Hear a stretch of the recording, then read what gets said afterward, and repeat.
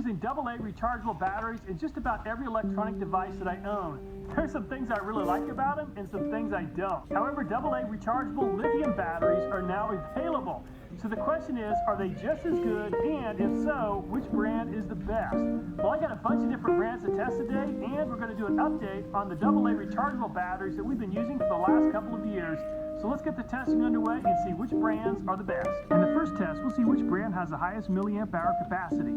Then we'll see which brand can power up a fan the longest, and if any brand can beat the in-loop nickel metal hydride battery. Finally, we do some testing on some rechargeable nickel metal hydride batteries that have been in use for nearly 2 years. At a price of $16.99 for 4 batteries, or $4.25 each, is this Smart Tools brand. Type-C port rechargeable, recharged by phone adapter. The Smart Tools brand is made in China. The Smart Tools comes with an adapter that can charge 2 batteries at once. 2,600 milliwatt hours. The battery can be charged 1,200 times.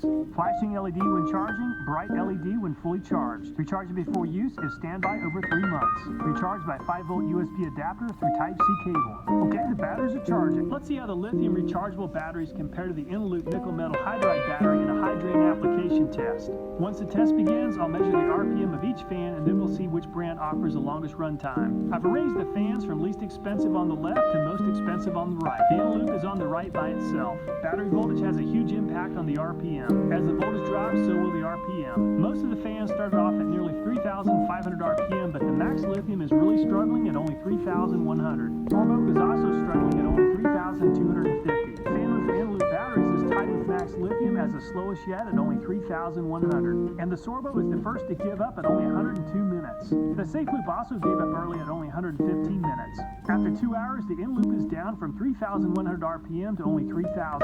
The lithium fans are producing more work at around 3,500 RPM. And the Max Lithium is the third brand out of juice at 144 minutes. And the 10 volts is finished at 154 minutes. And the Blackhoo brand is finished at 168. And the Maxwell is calling it quits at 172 minutes. So some of the less expensive brands are outperforming some of the more expensive brands. And Apogee is throwing in the towel at 179 minutes. And the second least expensive brand finally ran out of juice at 186. And the Torrent is the next one to run out of legs at a very respectable 188 minutes. And it all comes down to the least expensive Smart Tools brand and the most expensive Vapcell brand. And the least expensive brand gave up at a very impressive 193 minutes. And the in-loop fan is only spinning at 1,075 RPM. And the Vapcell is at 1,525, about 50% faster than the in-loop. And the Vapcell has finally given up at a very impressive 233 minutes, 45 minutes longer than any of the other lithium brands. The in-loop, which produces lower voltage and less RPM, has finally given up at 255 minutes, 23 minutes longer than the Vapcell. For the lithium batteries, the Vapcell came in on top at 233 minutes, Smart Tools 193,